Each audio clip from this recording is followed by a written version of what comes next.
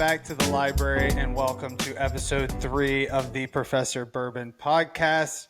I am the Scout, joined as always by Professor Bourbon. Professor Bourbon, how are you doing today?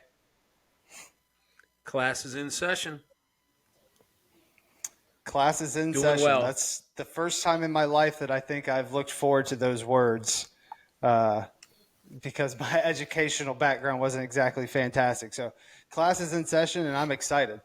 Well, it's a normal thing for me because I'm just that good. But no, all kidding aside, thanks to everybody for tuning in and listening. We're tonight we're gonna talk to you a little bit later about how to drink bourbon for those that don't know how, and maybe learn a little tip, and we'll talk about those things. But what are we drinking tonight, there, Scout? In the glass tonight, I think we both have the Old Ezra 7 going tonight. So if you want to go into a little bit more detail about Old Ezra 7, this is from one of the distilleries we've actually visited together on one of our trips to the Bourbon Trail. So I'll let Professor Bourbon give you a little info on this one. We Old Ezra 7 is 117 proof from Lux Row Distillery in Bardstown, Kentucky, and that is one of the distilleries we went to. And of all things, when we were in our tour, we had some really cool conversations. I got a little highbrow because it turned out that our tour guide had a master's degree in biochemistry, and so we got to talk about the what's called bedonia. If you don't remember, is that whiskey fungus that grows. The black whiskey fungus that grows on the side of the buildings is called bedonia, and it's a relatively late discovery in the history of distilling. And maybe we can tease that, and we'll have a little lesson. I have a student in biology here that might be willing to come on, and I don't know if he can drink, but he could tell us about bedonia and the fungus that is and why it grows and all those sorts of things. But that was a fun tour. And enjoyable, a beautiful campus, a beautiful gift shop, a great tasting room. It was a lot of fun that day. Yeah, it's kind of cool going to a distillery and getting the opinion from like a biochemist. I know at least I didn't understand going into the bourbon game, I guess, that there was so much chemistry involved. I thought it was just kind of mix it up, put it in a barrel, let it age, and kind of hope for the best. But there's so much intricate detail that goes into the chemistry of every mash bill that they put together and how that turns into the white dog and how that ages in the barrels and things like that, which we can get further into. But it was really cool to be at Luxrow and kind of get an idea from a chemist perspective of how they do things there. So that was really cool. So what did you find, as they would say in baseball, beating the bushes, doing your scouting report and out there looking for new players for the team? Yeah, we've had a really good week in the scouting report here in the Southeast region. I think that the front office is going to be pretty happy with some of the players we found this week in the scouting report. But I'll get the class to hand me some of these, and we can get right into it. So one of the first ones that I found this week is it's Blue Note, the Juke Joint. It's a store pick. It's the uncut, unfiltered. This one comes in right at 116.5 proof. It's one of those that I've had a couple of. I think that Professor Bourbon's probably had a couple of these as well. This one's from the Georgia World of Beverage, one of my favorite stores here in Atlanta. I saw that they had these, and they usually don't make a bad one of these, so I went ahead and picked it up. So, Professor Bourbon, what you got on the Juke Joint?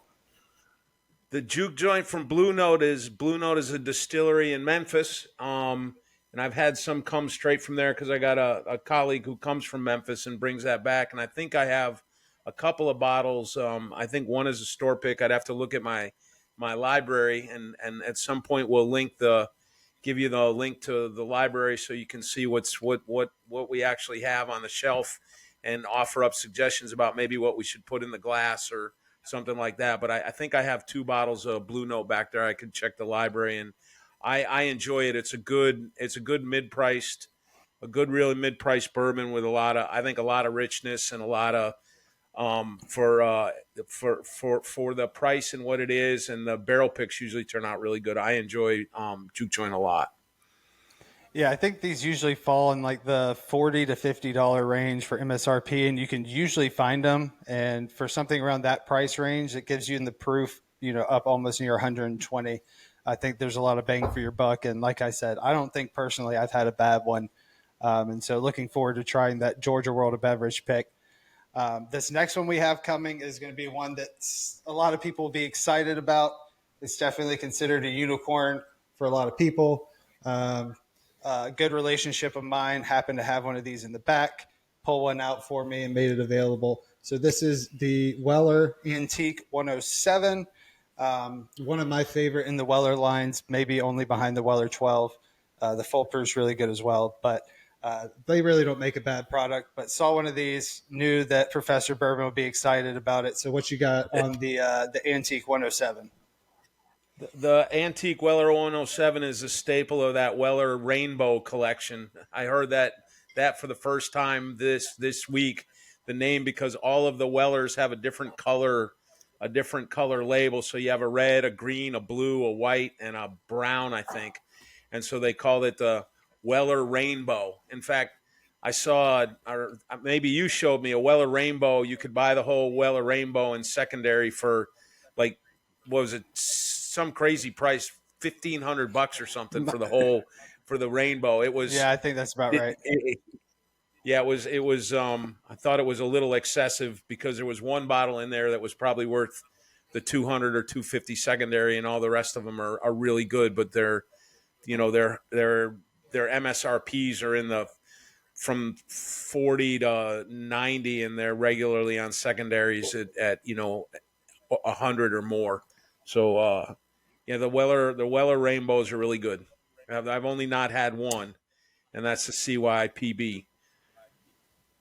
It's the only one I still haven't tried. had that one as well. I think I've tried the single barrel, but all of those Weller products are really, really solid. I don't think I've had a bad one yet. The full proof, any store picks you could ever get your hands on for those full proof are really good as well. So I'd highly recommend that.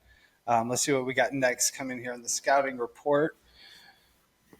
Another distillery that we have been to, this is a Yellowstone single barrel. This is also going to come from that Georgia World of Beverage store here in Atlanta.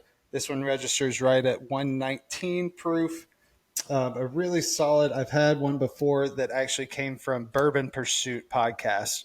They did a pick, and I had a buddy that went up to Limestone and got to get a bottle of that Bourbon Pursuit had picked out. It was phenomenal juice.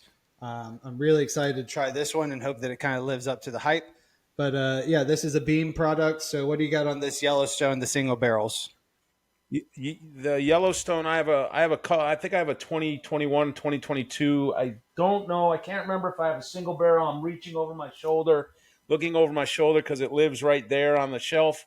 I think I've had some at your place, and it's really good. Stephen Beam is from the Great Beam family, a grandson of some sort of someone at Beam, and runs the Yellowstone, which is kind of south of Frankfurt, not very far from Woodford Reserve or Buffalo Trace.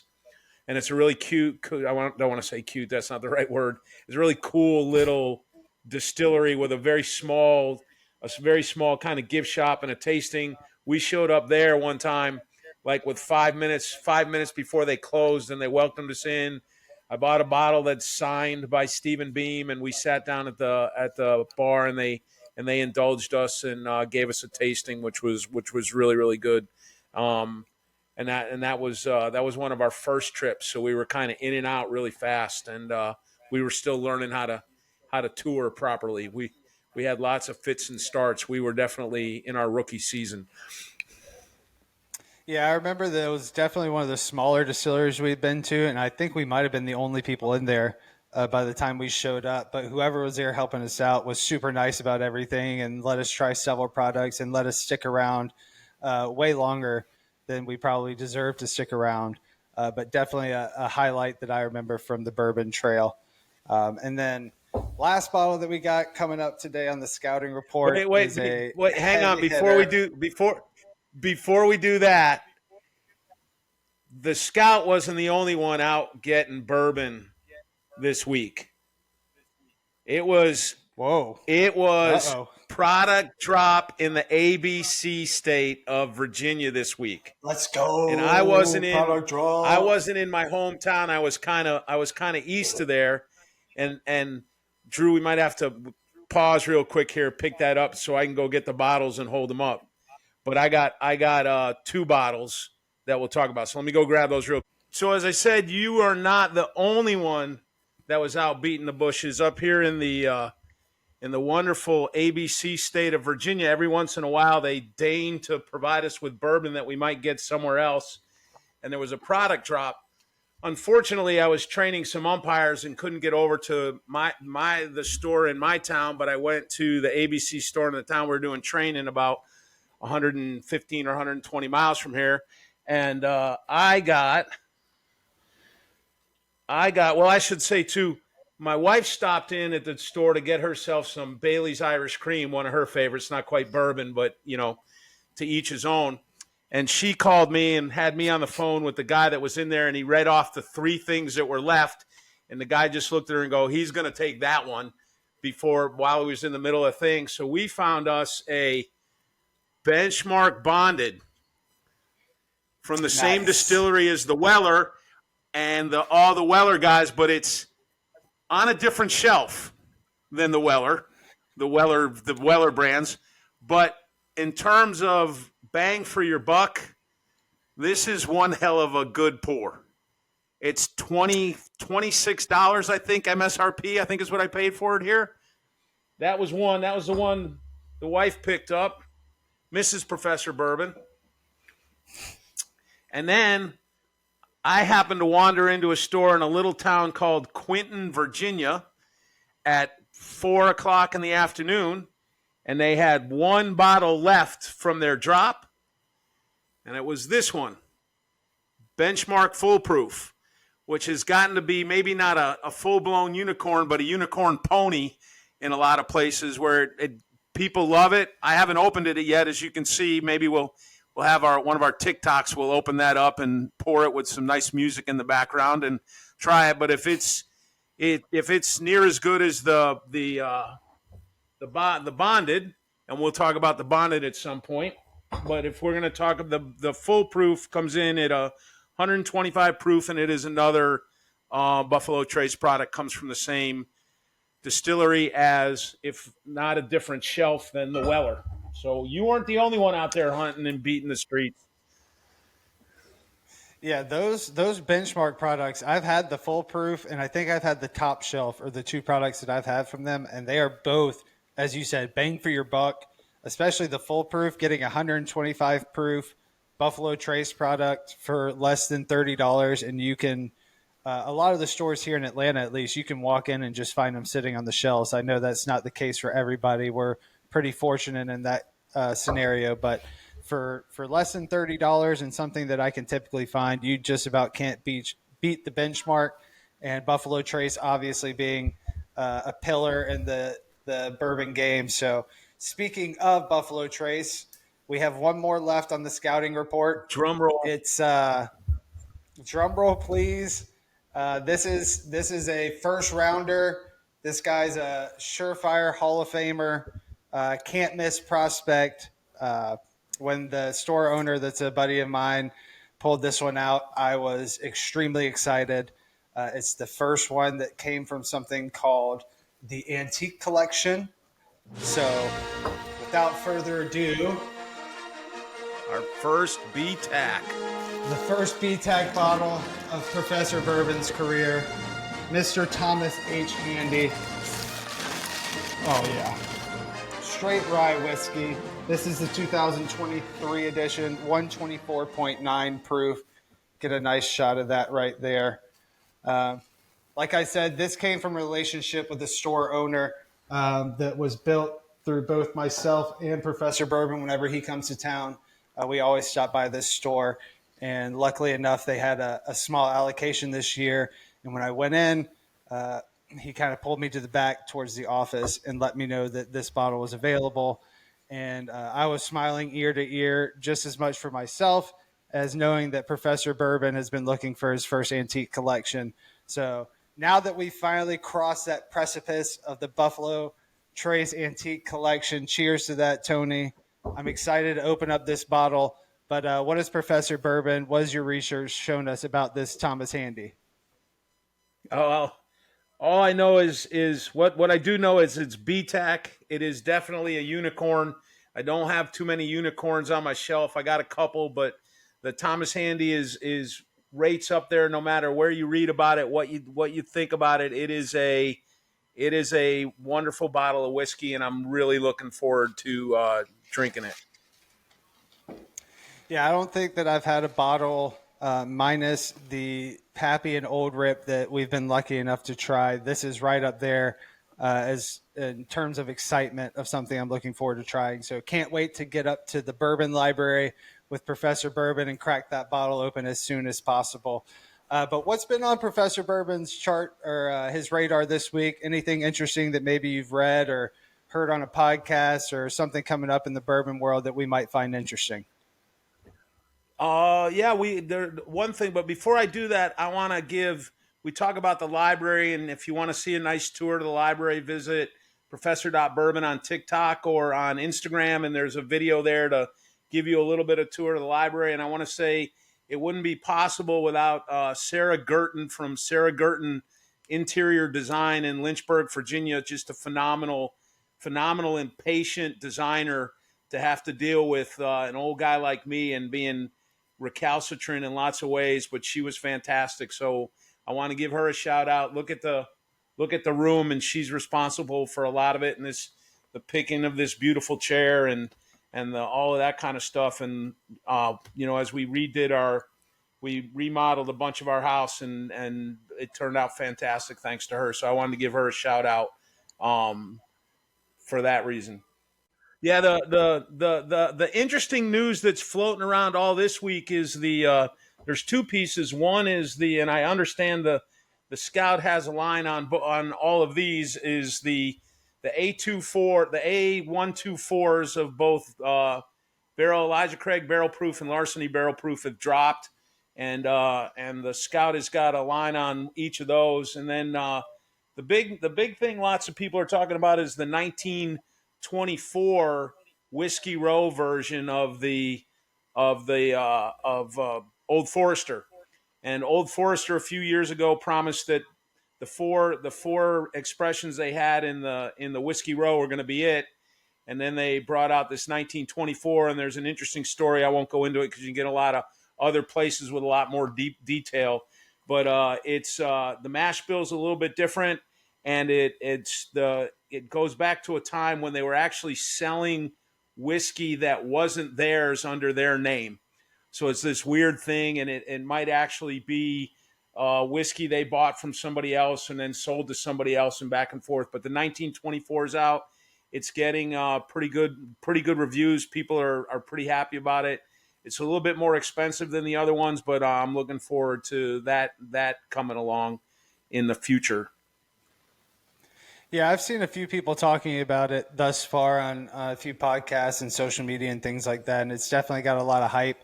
10-year for an Old Forester product. Like you said, the MSRP is a little bit higher on it from what I've seen, but most of the people have good things to say about it. So hopefully we'll be able to get our hands on a bottle one week during the scouting report and see what else we can find there. But Old Forester, most of their products are solid. Those barrel proofs usually knock it out of the park. So I'd imagine this 10-year product's going to be pretty solid. So I know tonight we wanted to talk about kind of tasting bourbon and how to quote unquote properly taste bourbon. One of our favorite expressions is, the best kind of bourbon is the bourbon you like the way you like it.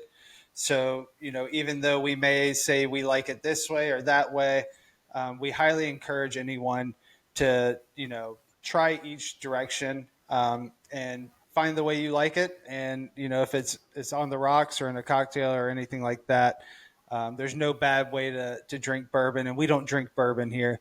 We sip bourbon. So Professor Bourbon, that's it. What's your preferred method of drinking? Yes. And this is for the class. Sipping bourbon. We sip bourbon. We don't drink it.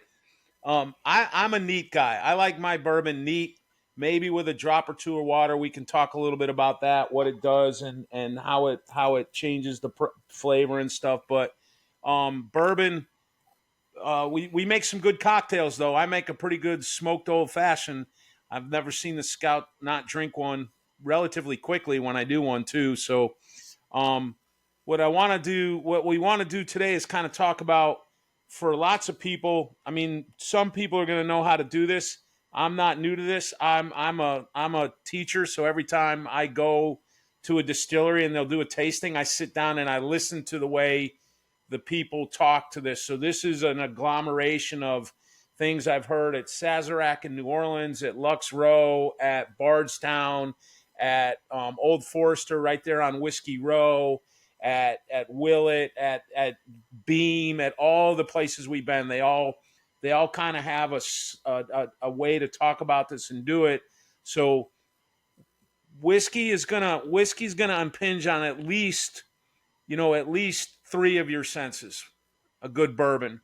So to start, you don't necessarily have to have highfalutin glasses and cups, but it certainly helps. The cups that the Scout and I are drinking out of here are called our Glencairn glasses that were designed specifically for whiskey. And this is one type of kind of tulip-shaped glass. The Bourbon Trail has a little squatter, shorter, fat one. In my move and my unpacking and packing of boxes, I can't find my Bourbon Trail one. It's a little, and that's a little even shorter, squatter one. That comes from Peerless, right? That one's that's from Peerless. Yep, a little short, fat guy. Yeah, from Peerless. And then there's others that look like this, and it's kind of a tulip with a bulb on the bottom. Then Neat makes a glass that looks like this. Right? Neat makes a glass that looks like this. You can drink out of copetas, and it's hard if you're listening to this, you're thinking, what the hell are they showing us here? But Neat glass was designed basically for nosing. This is great podcasting. Neat. And then, of course, one of my favorites is the Norland glass, and the Norland glass is a little bit more expensive. Probably it's a double-walled, hand-blown tumbler with the tulip glass inside of it with some fins and stuff. It's a really cool glass, but you can drink it out of a tumbler, out of a highball glass, out of a rocks glass, whatever it is. But when you have a glass that kind of has a bulb on the bottom and narrows at the top, it really helps with the nosing of the bourbon, because we know you can't taste what you can't smell. And smell is a big part of your taste, and sight is. So one of the first things you want to do when you have a bourbon is kind of look at it.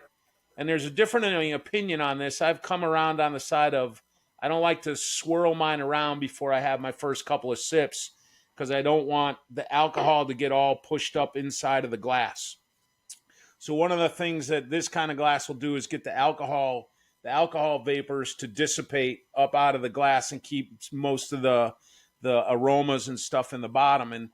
And when you begin and you nose the glass, basically you want to go into the glass with your mouth slightly open, because if your mouth is closed and you smell the alcohol vapors, they'll get up in your nasal passages and they don't have any place to go.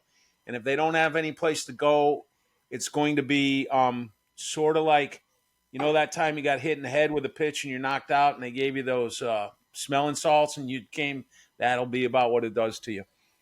So you want to kind of let it sneak up. Exactly. You want to kind of let it sneak up on you and keep your mouth open a little bit, give it a little bit of smell.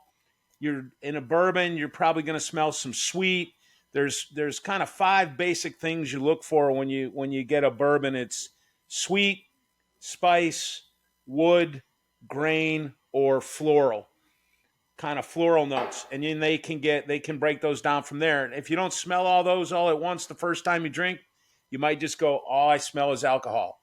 Well, if all you smell is alcohol, move the glass a little bit away from your nose, keep your mouth open, smell it, observe it. What color is it? Is it dark? Typically, the darker it is, the older it is. The longer it's been in the barrel, the lighter it is, the younger it is. And this is true for bourbon. These aren't necessarily true for other kinds of whiskey, especially those that are aged in climates that are different than Kentucky.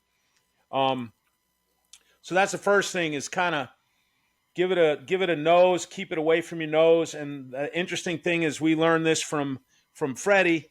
Your nostrils they take turns working during the day, right? While one is working, the other one's kind of fixing itself up, cleaning up, and then when it's not working, so smell it with each side of your nose.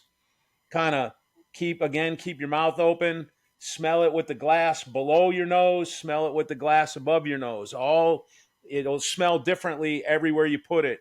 I learned down in New Orleans, the guy suggested that you start it down by your chest and kind of move it up until you just smell it and get there. And so I get when I smell this, I smell sweet. I smell kind of a caramel candy, maybe with a little cinnamon in it, a little brown sugar, kind of sweet.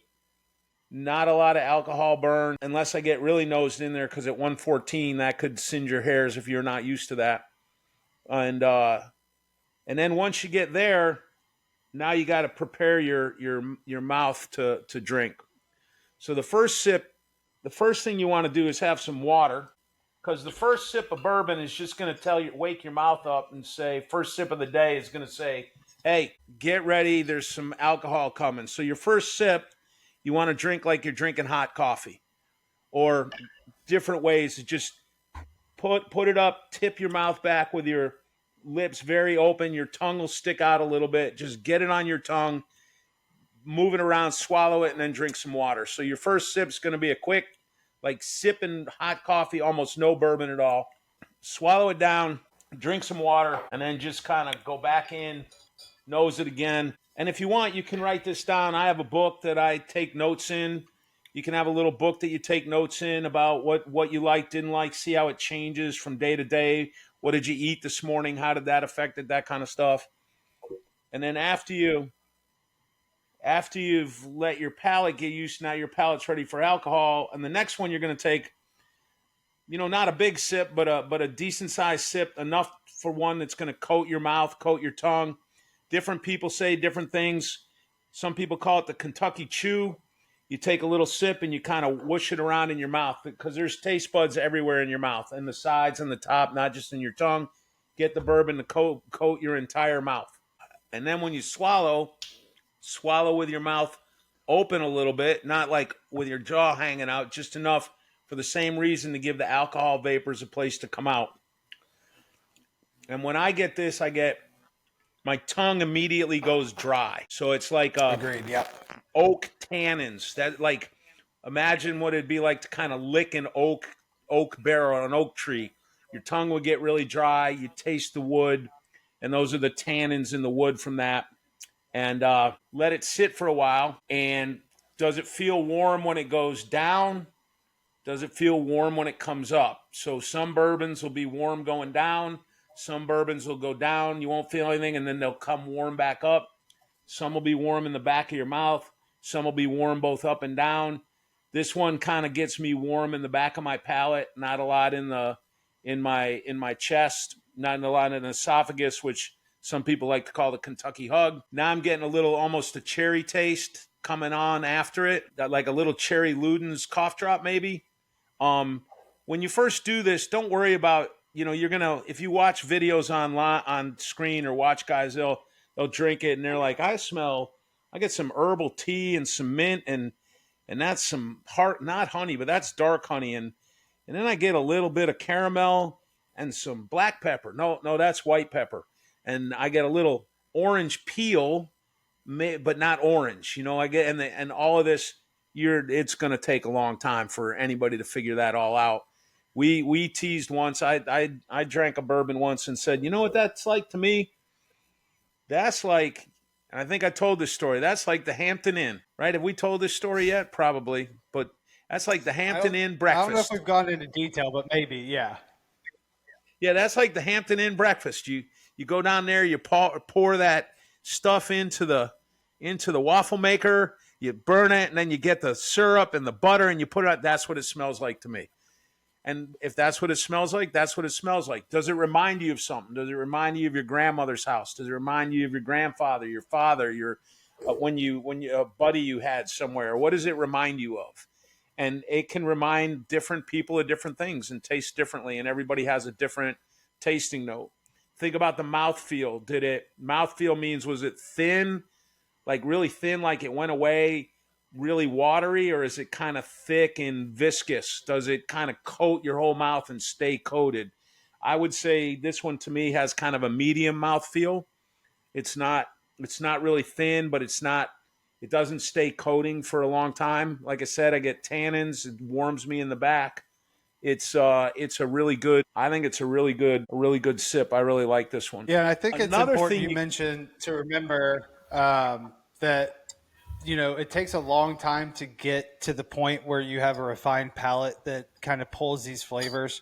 I've been drinking bourbon pretty consistently for, I guess, 4 or 5 years now, and I just now have gotten to the point where I feel comfortable, kind of in a group of people expressing what I think that these tastes and these notes are. And I'm still a lot of times way off from what other people are because everybody has a different palate.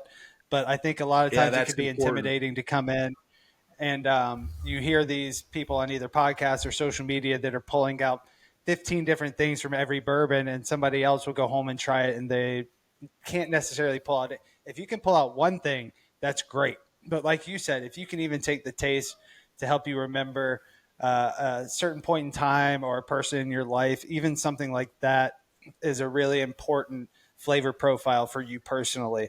So even if you don't get everything that everyone says that they're getting, bourbon is very much a personal experience. And so everybody is going to experience something different.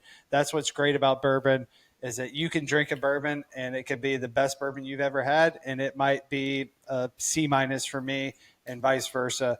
And so don't get intimidated or don't get kind of beat down if you're not getting those flavors and maybe not liking bourbons that other people like as much.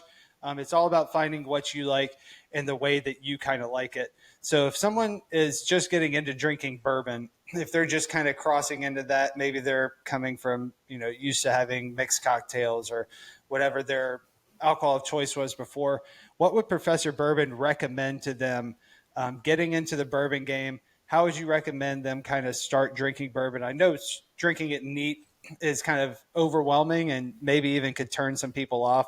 So I didn't know if you maybe had some recommendations for people to kind of break them into bourbon. Yeah, that's a great question. I think if you do it neat and you do it right, the way we've talked about, I don't think it's all that bad. But if you think what it is like a can of Coke and you're gonna just kind of drink it down like that, it's gonna be a little bit rougher. That's why we kid and we say you don't really drink bourbon, you sip bourbon. But you can put it on a rock. It'll kind of mute it a little bit. It'll mute some of the flavors a little bit. It'll water some of the flavors down. Like anything you mix with water, you dilute it. You'll keep a lot of the flavors, but the harshness of it and the burn of it will go away a little bit. So one of the tricks you can do to find out if you're drinking it neat and you like the bourbon is with water is put a little bourbon in your mouth, hold it in there, pick up your water, and put a little water in your mouth at the same time. And if you like the way that tastes, that'll give you an idea, hey, I might like this bourbon with water. And that's a way to do it, is just drink it with a little bit of water. You don't want to put a lot of water because it'll end up, diluting it a lot. But the other thing you can do to help along on the water note is if you have a straw. I have a fancy one here. It's called the pipette, and it's a cute I have little a much less fancy one here. Glencairn pipette. But if you have a straw and you could put your finger up over the top of the straw or pinch the straw, take a couple of drops of water, right? So you got your water, take a couple of drops of water and just put 1 or 2 drops of water in the bourbon. Now, if you've never done this before, you're going to think I'm nuts and think I'm crazy, but put 2 drops of bourbon, 2 drops in it. Don't swirl it. Don't do anything. Smell it again, and you'll get the nose will change. So here I got a little more brown sugar popped out for me on this one. And that's the other thing. The longer it sits in the glass, it will also change the way it smells and the way it tastes. And then again, without doing it with the 2 drops of water in it, because there are hydrophobic things in alcohol, esters and things like that that when you put the bourbon in the drop of water in, they'll run away from the water, and that will cause them to release things that are different in their nose than the bourbon. And then with that little tiny drop of water, give it another sip. And now for me, the oak tannins kind of backed off on this. I got a little more kind of not North Carolina sweet tea where like it's the tea is got so much sugar in it. If you put another drop of sugar in it would fall out, right? Super saturated. Kind of a little bit of a sweet tea, but not real harsh. And it changes the flavor of it. If you've never done it, you're going to think I'm nuts, but everybody I've done it with who's never done it before just flips out. I remember my sister was up here visiting once, and I told her, and she's like, no way. And I did it, and she started like running around the kitchen freaking out. I think you were there, Drew. You might have been. And they were just, she was flabbergasted. So you keep nosing it, you keep sipping it. Slowly let the third sip go. Do the third sip like the first sip. Swish it around. Do it. The other interesting thing is when you're done with your glass, bourbon it's a gift that keeps on giving. When your glass is empty, go in and nose it. It will give you an entirely different nose because all the stuff from the bourbon is still on the inside of the glass. Nose it again. Take your time. Sip it. And it will change in the glass. That's one of the jokes I have with the class over there is we'll on the TikTok drink a bourbon, give a note, and I started I think one out at a C minus and about 5 sips in, 15 minutes later, I gave it like a C. It's growing on me. And then about another 10 minutes, I think I raised it to a C plus. So it's like, a good professor, I got to read the paper through once, then go back in and look for it again and try to give the student the best grade he can get. Think though that will change over time. Another thing you should probably always do when you drink bourbon is when you pour it in the glass, let it sit for 5 minutes or 10 minutes before you go right to drinking it to kind of let it settle down, let all the aromas come out, let the alcohol settle down that's trying to get out of the alcohol vapors, try to get out of the glass. So that's kind of a way to do it. You can, as we said, you can swirl it. What swirling is going to do is going to release alcohol vapors. And so the alcohol vapors are going to get on these kind of glasses are going to get centered near the middle of the glass. That's what the glass is designed for. So that if you put your nose near the end of it, you're staying out of the way of the alcohol vapors. If you're drinking in a big open glass, like a rocks glass, the vapors they don't get concentrated and move away from your nose. So they'll build a little bit there. So some people swirl it. If you watch ADHD Whiskey, one of my favorite guys, he calls it the SJ. He goes, everything he does, he starts out with the SJ. Swirl, swirl, swirl, swirl, swirl. And he swirls the hell out of his bourbon. I was a swirler. Now I'm not a swirler. I might become a swirler again. You're talking about revisiting a bourbon later in the night, letting it sit in your glass, things like that. But I would highly recommend people revisit bourbons weeks later or months later. If you try a bourbon that you really don't like, your palate's going to change over time. Go back and revisit those bottles later on. Maybe that bottle becomes a cocktail bottle. Maybe it's something that you make your old fashions with or your smoke old fashions with. But I think that a lot of bourbons do end up changing over time. And as your palate changes over time, you might try a bourbon 6 months later, a year later, that you don't have fond memories over, that you try it again and it's like, whoa, I don't know what I didn't like about that before. I really enjoy that pour. That happens to me all the time now where I have a bottle that I have a negative connotation in my mind for. I go back and revisit it later, and all of a sudden it kind of matches with the flavor profile of things that I'm currently interested in. So revisiting, as soon as 20 minutes after you pour the glass, an hour after you pour a glass, or going back and revisiting that bourbon 6 months later, a year later, and seeing how you enjoy it. I think that can go a long way as well. And it kind of keeps you from tasting something, I don't like it, pouring it out, pouring it down the sink. Don't go that far. Give it some time. Let the bourbon develop, let your palate develop. And you never know how things might change in time. Speaking of which, I just got some dried fig out of that last sip on this one. I don't know where that came from. I just dried fig, like a fig, not quite a fig Newton because that's kind of sweet, but like a fig. If you've ever had not a fresh fig like you guys have in your yard down there, right? is like dried out a little bit, but not sweetened. And I just got that out of the last one. I'm getting a little leather out of it now in the bottom of the glass. Usually near the bottom of a glass, I start to get a tobacco smell from most bourbons. They yield up a leathery tobacco smell nose. But, there's some chocolate, a little bit of chocolate I just got. And I'm down. The other thing, too, is when you pour, try to keep you don't really want to pour much more than an ounce. If you're going to do, one of the cool things is pour 3/4 of an ounce. Have 2 of them in a night, and then that's one drink, because an ounce and a half is a normal pour for a whiskey, and pour a little bit in. You don't need a lot to nose it and to smell it and to enjoy it, and you get to enjoy more things, right? As Plato said, moderation in all things, right? So have a little bit.